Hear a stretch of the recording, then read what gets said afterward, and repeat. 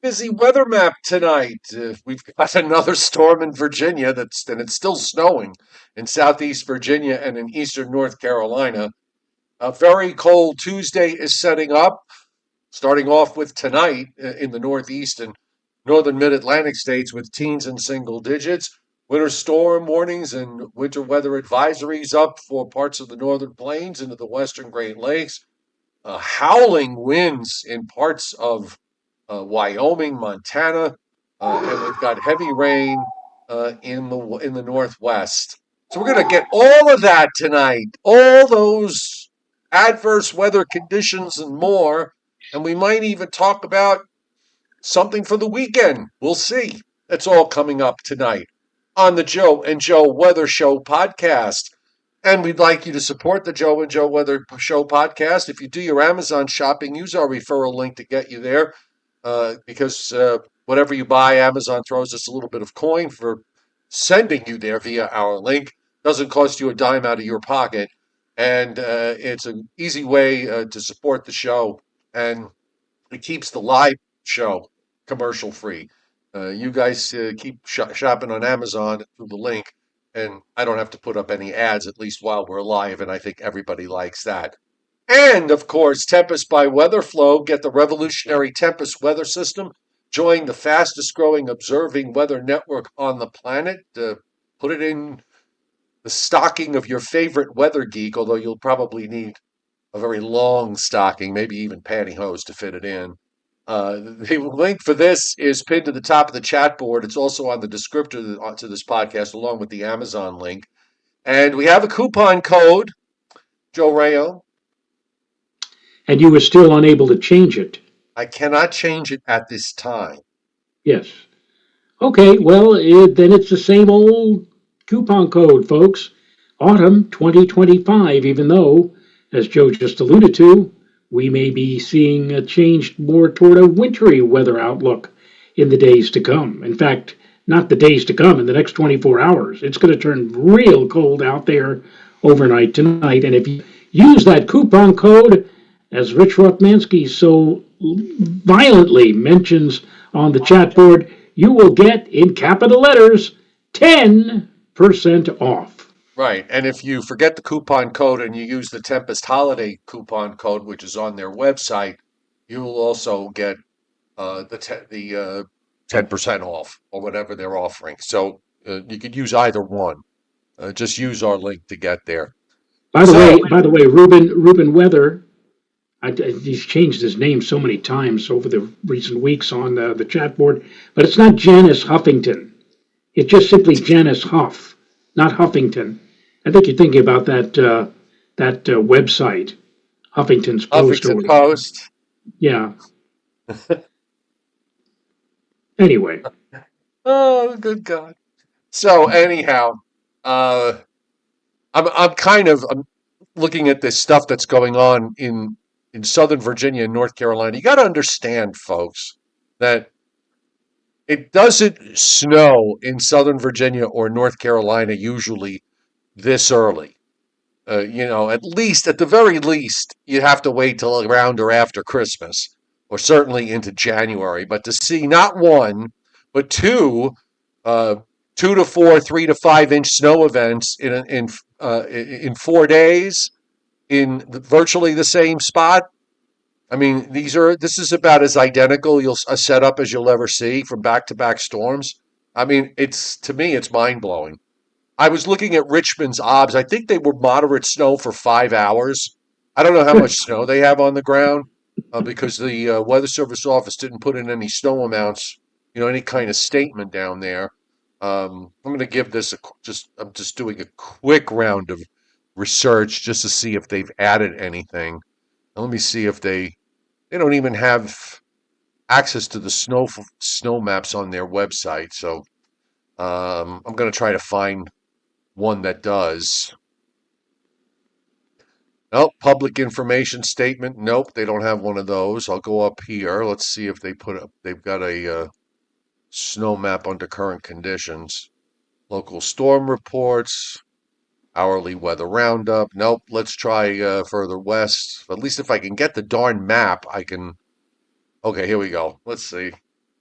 And I'll bring it up on the screen when I get there. Okay. So these are some of the snow amounts that we've got. I mean, it's just really I'm blown away. Um, okay, Charleston, West Virginia. I had it here. I think they had 7. A place called 1 mile east southeast of Shady Spring, West Virginia. Joe, 7.8. Trying to find some place that's recognizable. Okay, we're still in West Virginia. I mean, I'm going into Virginia now. Um, Come on. Yeah, all around Richmond, Petersburg, Prince George, Virginia. I mean, it's like anywhere from 4 to 6 inches. It's crazy. Wakefield, Virginia, where the Weather Service office is, 6.3. Petersburg, Virginia, 6.2. I mean, these are just, to me, these are like insane amounts for this area. Williamsburg, which is not too far from Chesapeake. It's kind of right there, not too far from Chesapeake Bay and northwest of Newport News, where it was moderate snow last hour, and they got about an inch or so on the ground there. But even around Williamsburg, it's like 2 to 4. Basically, most of the snow amounts across Virginia are in the 3 to 5 inch, 3 to 6 inch range. Just There were no crazy. maps, by the way. Were you trying to bring maps up? No, I didn't do Because we that. I did was not. trying to just kind of set this. Oh, okay. Let me hide the legend. I can bring a map up now. So here we go. I was trying to set it up, but look, I mean, these are some of the numbers in Virginia. And also seeing some numbers showing up in North Carolina. Tornado, West Virginia, Joe, 7.5. White Top, Virginia, 8. Virginia, 8. So, head shaking. And you know what? If we set up for a snow event this weekend, it's not impossible that it could wind up being further south and it could go over the same area a third time. It is amazing. It is. It's just incredible. It is. But you know, we've been saying from the onset, by the way, how back weeks ago, how everything this autumn just looked so much different than what we've seen in the last 5 years. And look what we've kind of evolved into is this really cold weather pattern that we have for the beginning of December. Really is quite a difference from last year. Last year, I think we had near record high temperatures, and now this year we're dealing with on and off periods of bitter cold weather. And again, thrown in for good measure are the areas of snow, which I know for a lot of you here in the immediate tri state area, you're still waiting to see something significant other than maybe a dusting or a coating. But for the moment, it hasn't happened. But as Joe is slowly alluding to, we may see something sometime over this upcoming weekend. We'll get to that in a moment. Oh, you mind, Rabbit, you mind. Yes. CC1924 Joe would like to know that he says your hair looks, you have a great head of hair tonight. He wants to know if you shampoo with Head and Boulders. No, I don't. I don't. Now, actually, yes, over the summertime, we actually did try Head and Shoulders, which is kind of a combination shampoo and conditioner, but I really didn't like it. So we went back to the regular, shampoo plus, after that, to use the conditioner or whatever. I don't know I, I what the problem always I always felt that Head and Shoulders had this sort of industrial feel to it. is. You may remember the late, great Chuck McCann, and he actually did a commercial on his kids show back in the 60s where he was trying to sell a shampoo. He didn't call it Head and Shoulders, though. He called it Feet and Toes. Welcome tonight to everybody on the chat board and those of you lurking in the background on tonight's Joe and Joe Weather Show podcast. When are we here, Joe, on the air? We're here Sunday through Thursday nights at 7:35 p.m. and we generally run at least a half an hour to sometimes an hour in our weather discussions. But it's possible that if something interesting is looming for the weekend, we just might add a day or two. We might be on a Friday or a Saturday. We'll see. And shouldn't people subscribe to my YouTube channel and turn their notifications on so they don't miss us? Absolutely, Right? absolutely. There's And no. should I mean, if you subscribe, then you'll know when we do indeed show up. Other than the Sunday through Thursday period. So it's a and good thing to have. wouldn't it be the most courteous thing if you liked the show that they would hit the like button? Would you hit the like Certainly, button? Thank you. certainly. In fact, we came close to 100 last night, didn't we? Yes, we did. Well, And for those of you who would like to support us, there's Super Chat. Or if you're watching after the show is live, you can use Super Thanks. And we are super thankful what you do. Thank you so much. Okay, let's get going here and see what's going on. First off, we'll start off with the watches and warnings map, or if you prefer, the warnings and watches map. And we have winter storm warnings in southeastern West Virginia. We have winter storm warnings in southeastern Virginia, and we have winter weather advisories surrounding all of that. The warnings are going to be up for a little while longer because the radar is still a bit busy, particularly in southeast Virginia and in eastern North Carolina, where it was raining earlier today there and has now changed over to snow as colder air is sweeping in on the backside. I believe we have lake effect snow warnings up for north central New York. No, we have a winter storm watch up for the counties in north central New York um, for the possibility from late Tuesday night through Thursday morning. Heavy snow, possible total snow accumulation of 7 inches or more, especially across the higher terrain. So they have it up with this approaching weather system and cold front, and then behind it, when winds turn around, they get a little bit of lake effect. Meanwhile, we have winter storm watches, winter weather advisories, and winter storm warnings up for northwestern Iowa, southeastern Nebraska, much of the state of Minnesota except the extreme southeast, northwestern Wisconsin, and actually through much of the northern half of Wisconsin, uh, varying watches and warnings and so on, and winter storm warnings in northwest Minnesota and northeast South Dakota. All that golden air, the golden color you see through the rest of the Dakotas and into Montana and Wyoming, high wind warnings. And what's really interesting, Joe, I was looking at one of the statements from Cheyenne, from in Wyoming. Some of the mountain passes in and around Cheyenne they're forecasting potential for 90-mile-an-hour wind gusts. now, how do you deal with that? I don't How do you know. deal with a 90-mile-an-hour wind gust? I mean, that's like a category, an EF1 tornado. Yeah. Well, and it's not just like one gust and gone. It's hours and hours of really strong winds. Just want to see out of curiosity um, what they're doing here.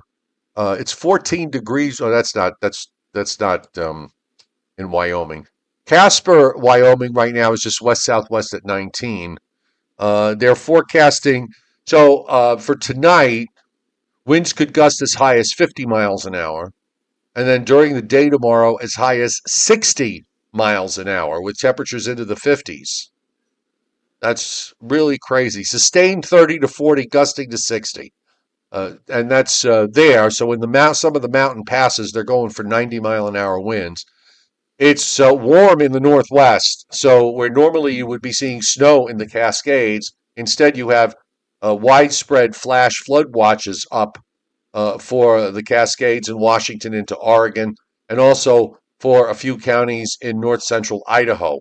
So it's kind of a mishmash of watches and warnings that we have. And here's our latest surface map. Let me just make sure. Here's the latest one. So our surface wave, we have a dying low in western North Carolina.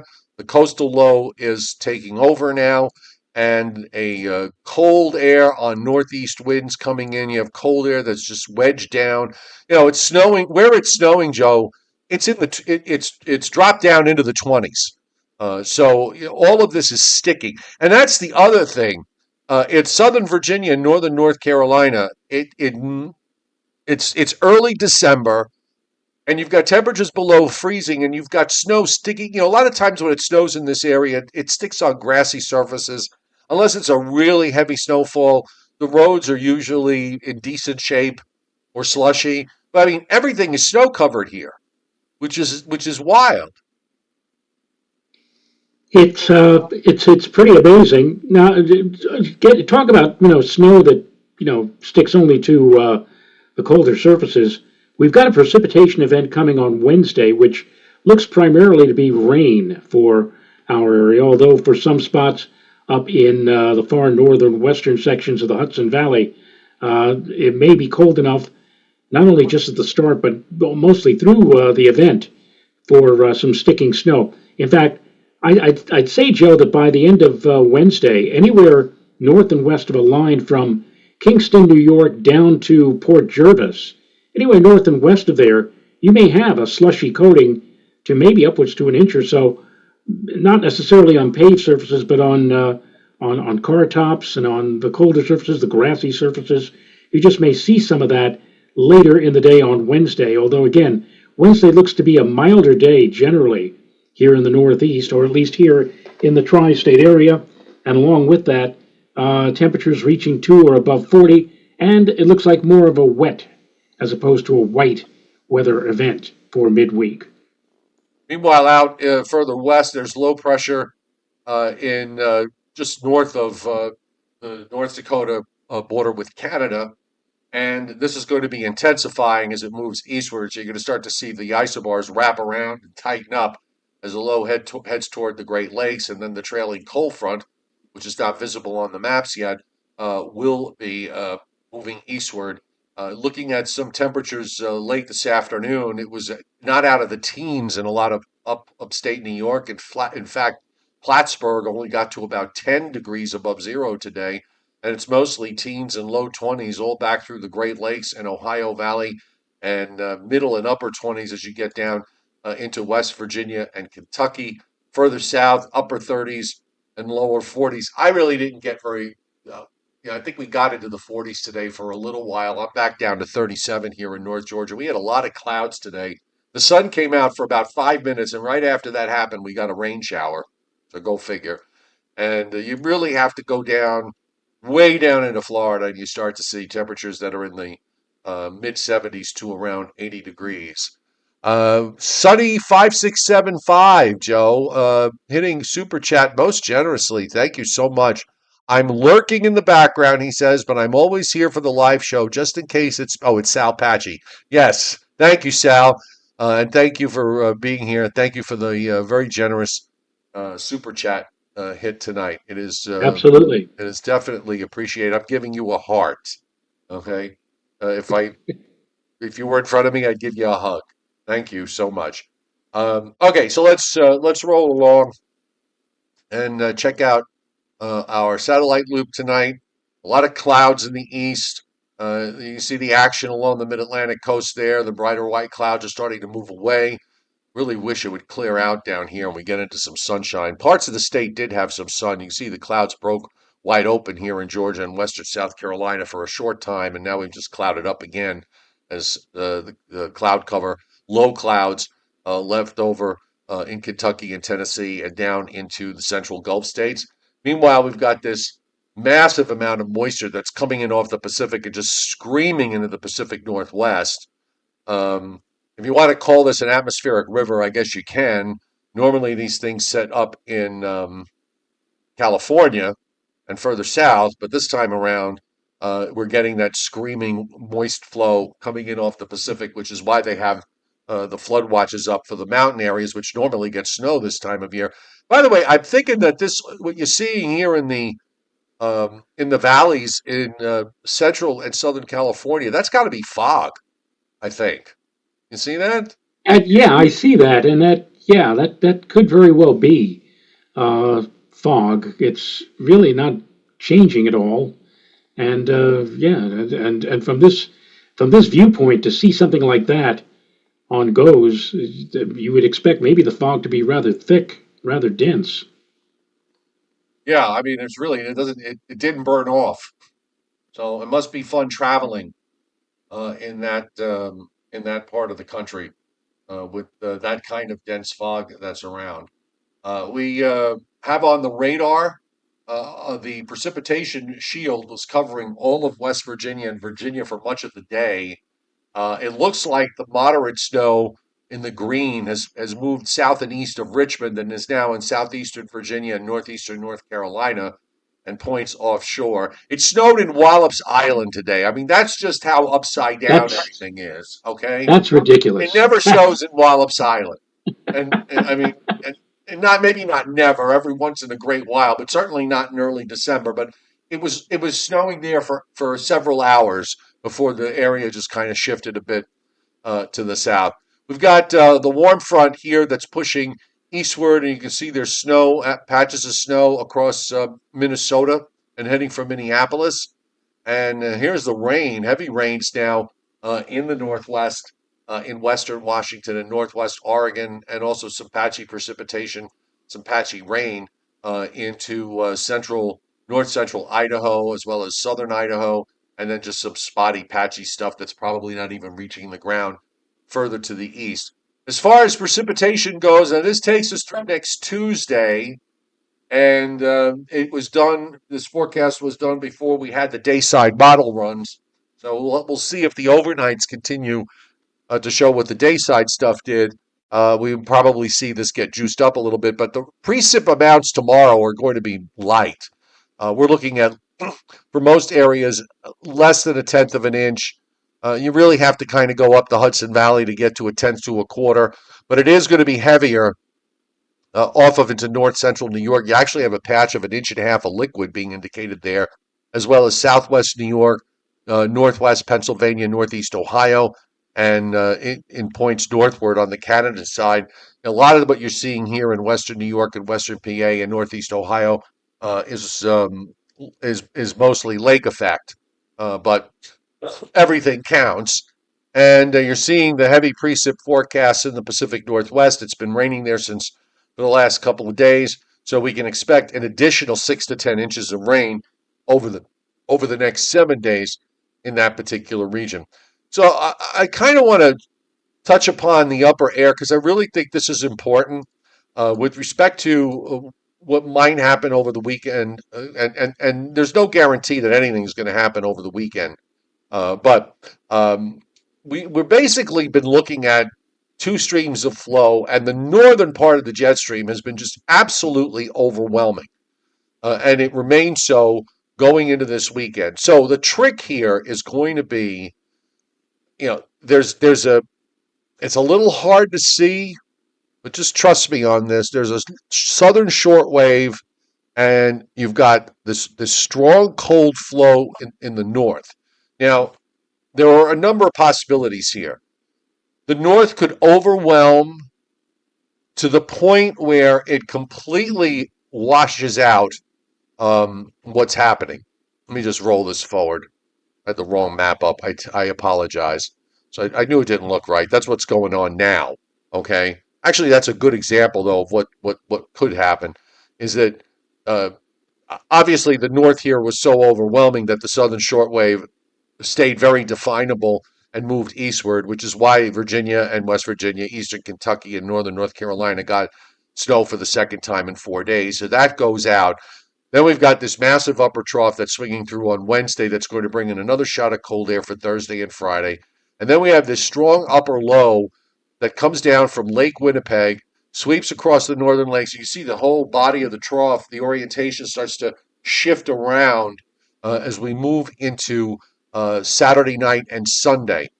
It's hard to find in this flow where there's a southern stream little kink, but there is a little shortwave there. So the north could overwhelm it all to the point that the thing gets completely squashed and we wind up with little or nothing. The north could overwhelm to some extent where there's still an identifiable feature, in which case you'll get another snowfall in the mid-Atlantic states, eastern Kentucky, West Virginia, Virginia, and North Carolina. Remember, in most winters, when the patterns get set, Everything tends to rhyme a bit. So what today's model run kind of suggested was that the north would overwhelm, but not too much, but just enough to get cold air back in, and get settled in, and then moisture to develop on a developing wave with the Arctic boundary. And this is why the 12Z GFS did what it did, which I'll show you here in a moment. But here's the this is the 12Z, and of course here's our weather system for tomorrow. And Joe, you're right. There are probably areas in the middle and upper Hudson Valley, particularly the upper Hudson Valley, where this is just going to be mostly snow, a light event. But then you get the lake effect machine that kicks in. We get a few rain showers and not much, and it goes out, and then it turns colder. And then you see all that snow that's up in Montana and the Dakotas. That's representative of a shortwave that's diving southeastward. And suddenly there's a low that pops up on the Arctic boundary. We get a little front that comes through Friday night and Saturday and then settles down in Virginia, North Carolina. So a little low forms there. And then you get all this moisture that gets generated. And, well, I mean, this would be, maybe if you look at the GFS literally and the European earlier today, it would be a 2 to 4, 3 to 5 type snowfall. And the European AI was even more generous than that. But again, this is not a lock. We're 6 days out. And it's funny because if you remember, Joe, yesterday we were talking about the fact that oftentimes in the winter, you're looking at something and there's no sign of anything, or maybe even just some subtle signs. And then suddenly the model picks up on something and it shows up the next day. And that's kind of what happened here. So we'll see tomorrow.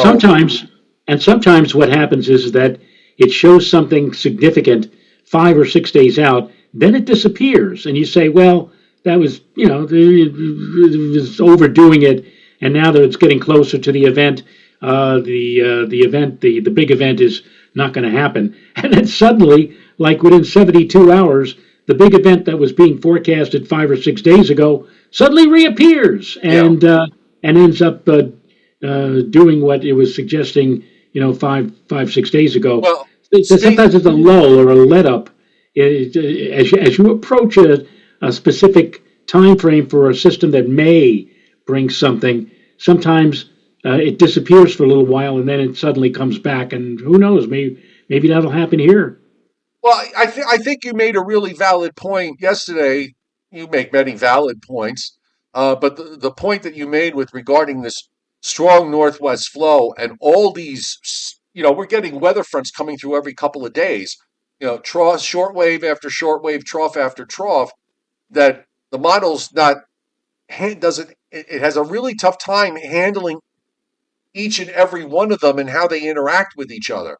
And I Right, and I think that's what you're seeing here. And speaking of right. speaking of disappearing, so here's the 12Z the European run. Okay, the 12Z European. Here's tomorrow's system, so that's a given. It gets cold behind it. That's a given. Then we get into Friday into Saturday, and there's this Arctic boundary that kind of moves through during Saturday. We start to get into a colder flow again, and then here's the energy with the wave. Similar idea to the GFS, where it suddenly develops a wave there in southeast Virginia, and then it goes out, and there's an area of snow with that. That was on the 12Z, and then on the 18Z, it's got nothing.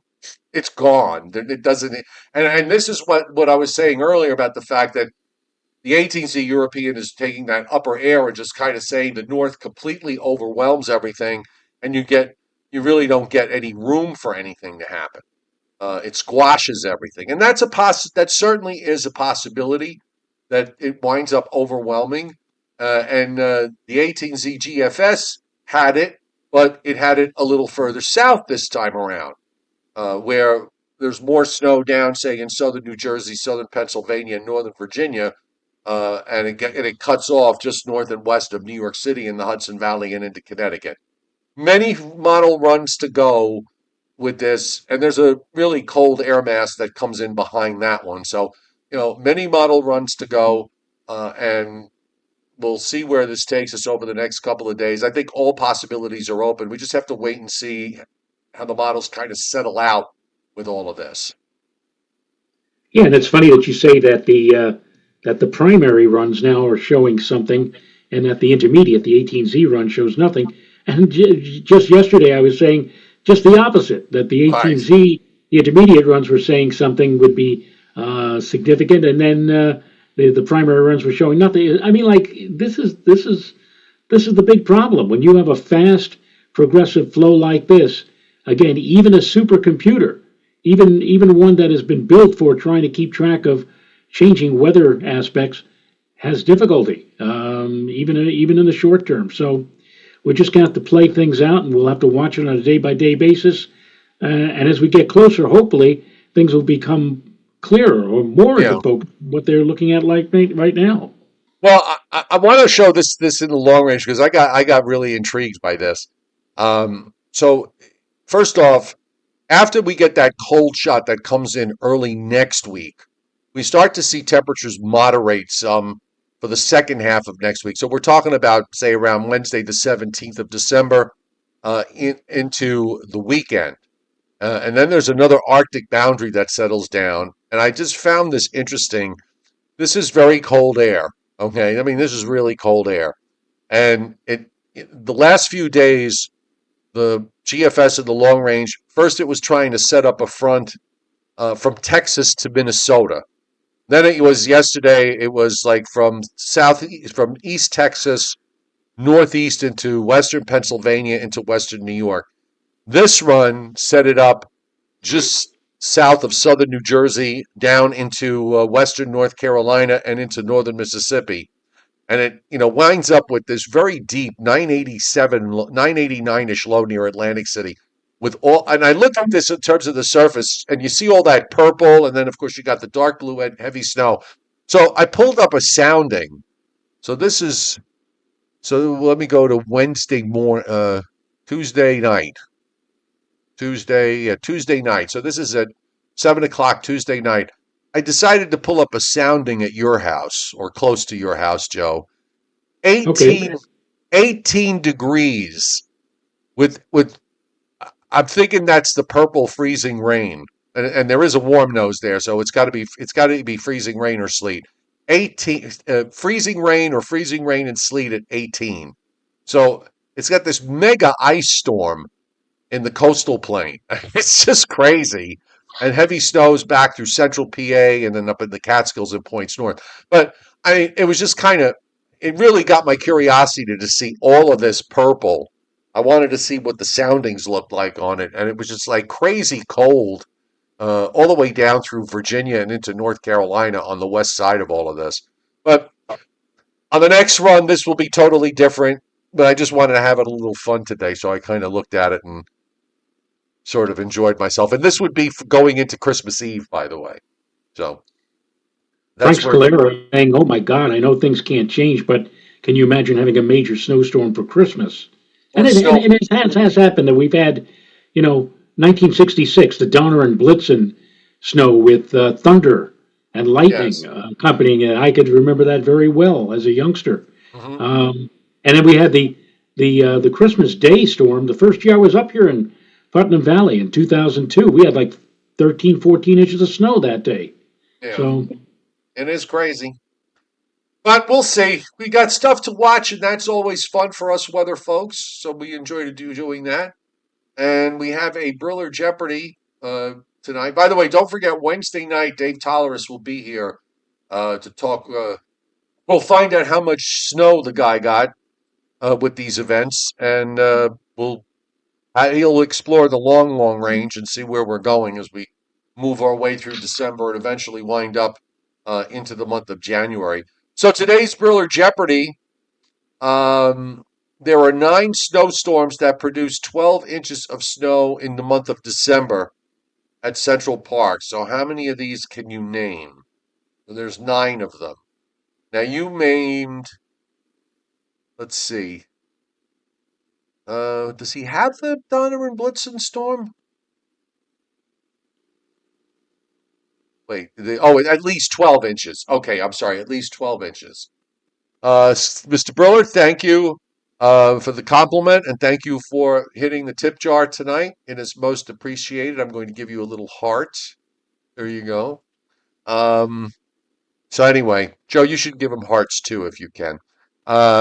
So again, 9 snowstorms of 12 inches or more. Can you name them? And of course, Frank R. begins with the Boxing Day storm of 2010, 20 inches, December 26, 27. That is number 2 on the list. It is on the list. How about the 47 snowstorm, the December 26th? December 26th, 27th, 1947. Same date. Right. Same Right. date of the month.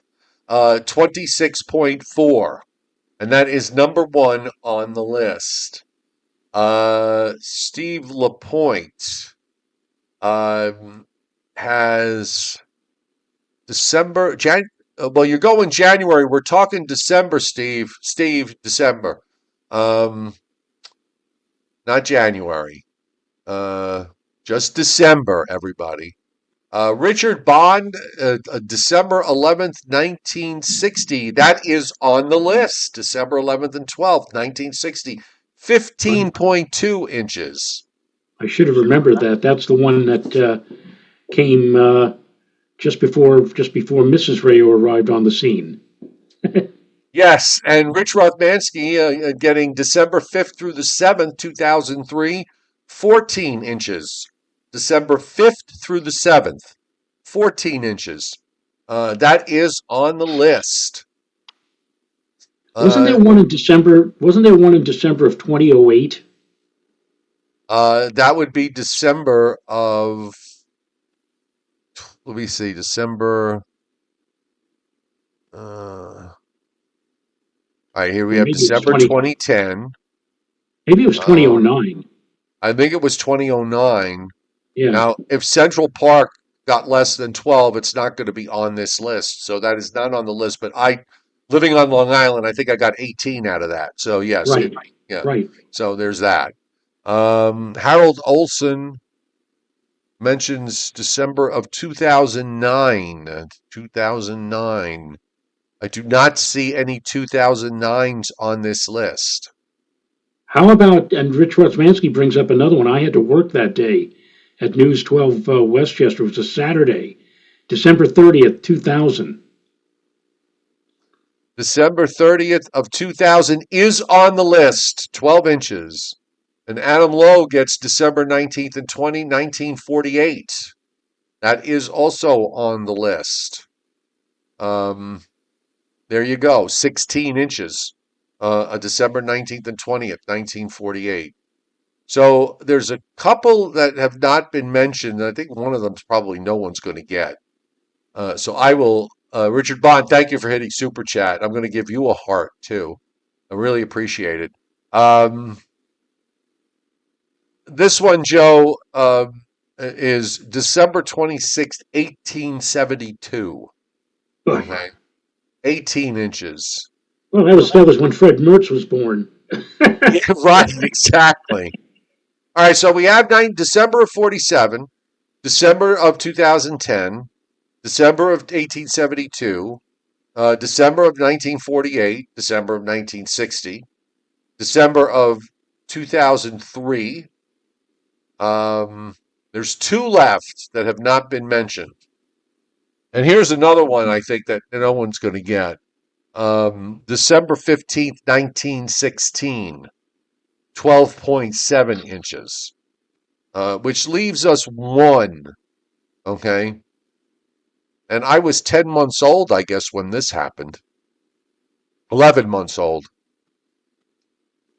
So you were what, 3? Almost 3?